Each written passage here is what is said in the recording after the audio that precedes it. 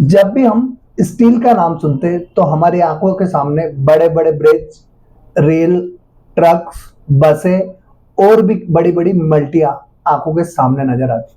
पर क्या कभी आपने सोचा है कि इन स्टील को बनाने के लिए जो हीट पैदा होती है, उस हीट को सहने का काम कौन करता है? तो मिलिए उस अनसुने हीरो से जिसका नाम है रेमिंग मास। और आज हम बात करने वाले हैं एक ऐसी कंपनी के बारे में जो इस हीरो को बनाने का काम करती है।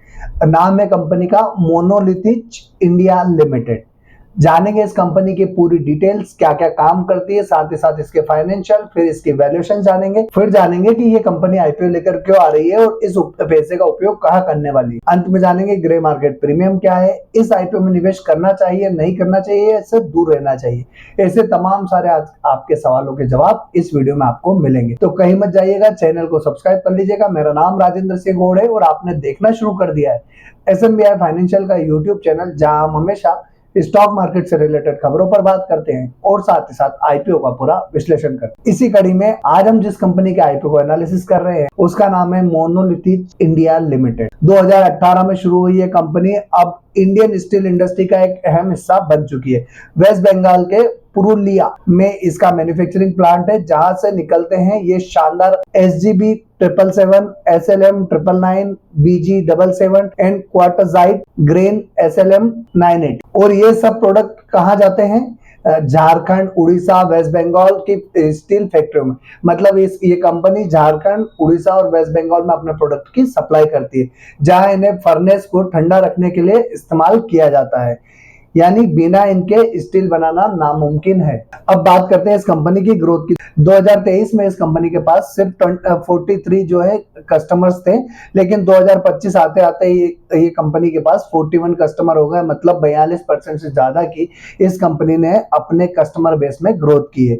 ये कंपनी ISO सर्टिफाइड भी है, यानी क्वालिटी से कोई समझौता नहीं करती है। मोनोलिथिक इंडिया के पास 26 फुल टाइम कर्मचारी और जरूरत पड़ने पर ये लोकल वर्कर्स को भी हायर करती है और स्थानीय लोगों को रोजगार देने का काम भी करती है। तो अगली बार जब भी आपके मन में स्टील ब्रिज या फिर हाई राइज बिल्डिंग और साथ ही साथ ट्रक, रेल देखें तो रेमिंग आपके दिमाग में जरूर आएगा। इसे बनाने वाली कंपनी मोनोलिथिक इंडिया का आईपीओ एनालिसिस हम कर रहे हैं। अब एक बार हम इस कंपनी की आईपीओ डिटेल्स जान लेते हैं। तो 12 जून के दिन आईपीओ शुरू होने वाला है, 16 जून तक आईपीओ खुला रहेगा। 10 रुपए का फेस वैल्यू है, 135 रुपए से 143 रुपए का प्राइस बैंड है। आईपीओ साइज 82.02 करोड़ का है। पूरा का पूरा फ्रेश इशू होने वाला है। इशू टाइप जो है वो बुक बिल्ड है। एक लॉट में मिनिमम इन्वेस्टमेंट के लिए आपको जो है 1000 शेयर में अप्लाई करना होगा, 1,43,000 रुपए के लिए। रिटेल का मिनिमम और मैक्सिमम दोनों सेम रहने वाला है। स्मॉल HNI के लिए आपको 2 लॉट में अप्लाई करना होगा, 2000 शेयर के लिए 2,86,000 रुपए के लिए। अब एक बार हम इस कंपनी के फाइनेंशियल देख लेते हैं। तो फाइनेंशियल कंपनी ने मार्च 23 से लेके मार्च 25 तक के शो किए हैं। तो 16.20 करोड़ का जो है असेट्स इनकी मार्च 23 की थी, 27.64 करोड़ की मार्च 24 की और 55.90 करोड़ की मार्च 25 की। रेवेन्यू की बात की जाए 41.90 करोड़ की मार्च 23 की, 68.94 करोड़ की मार्च 24 की और 97.49 करोड़ की मार्च 25 की। मतलब असेट्स और रेवेन्यू में शानदार कांस्टेंट ग्रोथ देखने को पिछले लास्ट 3 ईयर से मिल रही है। प्रॉफिट आफ्टर टैक्स की बात की जाए तो 4.54 करोड़ का मार्च 23 का, 8.51 करोड़ का मार्च 24 का और 14.49 करोड़ का प्रॉफिट मार्च 25 तक का कंपनी बुक कर चुकी है। मतलब ओवरऑल प्रॉफिट में भी एक अच्छी खासी ग्रोथ देखने को मिल रही है। नेटवर्थ की बात की जाए तो 10.01 करोड़ की मार्च 23 की, 18.52 करोड़ की मार्च 24 की, 35.20 करोड़ की मार्च 25 की। रिजर्व सरप्लस की बात की जाए तो जो है 8.21 करोड़ की मार्च 23 के रिजर्व है, 16.72 करोड़ की मार्च 24 और 19.20 करोड़ की मार्च 25 तक इनके पास रिजर्व्स है।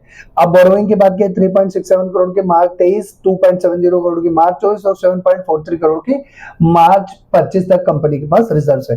तो रिजर्व सरप्लस के सामने बोरोइंग देखें तो आप इस कंपनी को डेब्ट फ्री मान सकते हैं।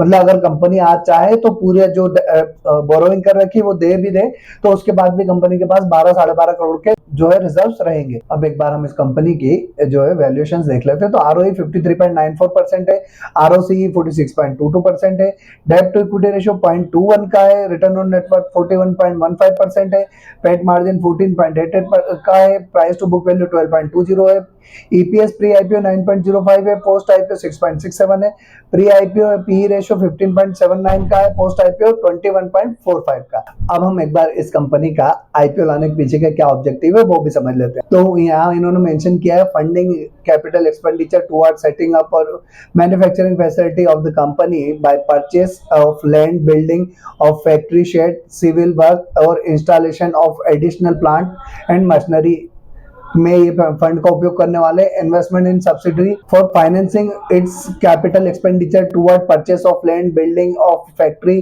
Shade, civil work and installation of additional plant and machinery to meet working capital requirement और जनरल कॉर्पोरेट पर्पस। मतलब जो भी पैसा आने वाला है इससे कंपनी नया प्लांट सेटअप करने वाली है, साथ ही साथ इसकी जो सब्सिडरी है उसके लिए भी एक प्लांट जमीन खरीदना है, इनको प्लांट का सेटअप करना है, मशीनरी खरीदना है और शेड्स बनाना है। तो ये पैसा पूरा का पूरा जो है कंपनी के एक्सपांशन में जाने वाला है, कोई डेप्ट में इसका पैसा नहीं जाने वाला है और जो पैसा है ना किसी प्रमोटर के पास जाने वाला है, ओएफएस भी नहीं है। तो ओवरऑल इस कंपनी के फाइनेंशियल अच्छे हैं, वैल्यूएशन अच्छी है। ग्रे मार्केट प्रीमियम की बात करें तो उससे पहले अगर अभी तक आपने चैनल सब्सक्राइब नहीं किया हो तो चैनल सब्सक्राइब करके बेल आइकॉन जरूर प्रेस कर दीजिएगा ताकि ऐसे लेटेस्ट स्टॉक मार्केट और आईपीओ से रिलेटेड वीडियो आपको मिलते रहे। और ये वीडियो अगर आपको पसंद आया हो तो लाइक, शेयर और कमेंट जरूर कीजिएगा। और दोस्तों अगर पसंद नहीं आया हो तो भी कमेंट करके बताइएगा कि हमारे इस वीडियो में खामी है, ताकि आने वाले समय में हम वो वीडियो में खामी दूर कर सके। अब बात आती है कि इस आईपीओ में निवेश करना है नहीं करना।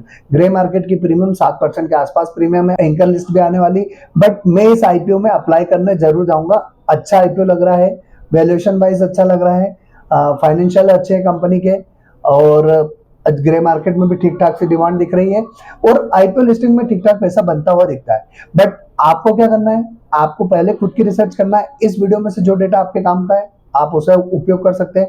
और भी आपको बहुत सारा डेटा यूट्यूब पे, गूगल पे सभी दूर मिल जाएगा, वहां से आप अपना डेटा निकालिए, उसको एनालाइज कीजिए, फिर अपने फाइनेंशियल एडवाइजर से कंसल्ट कीजिए और अंत में फिर आप आपकी फाइनेंशियल कंडीशन देखने के बाद फिर किसी भी आईपीओ में निवेश कीजिएगा। क्योंकि दोस्तों पैसा आपका है तो डिसीजन आपको लेना है, और जब आपको डिसीजन लेना है तो आप डिसीजन जब ले पाएंगे जब आपके पास नॉलेज होगा, और नॉलेज आपको रिसर्च करने से ही आएगा। तो रिसर्च करना मत भूलिएगा। और ऐसे ही तमाम सारे लेटेस्ट और फाइनेंशियल अपडेट्स के लिए हमारे साथ जुड़े रहें। आज के लिए इतना ही, अगले वीडियो में फिर मिलेंगे, तब तक के लिए जय हिंद।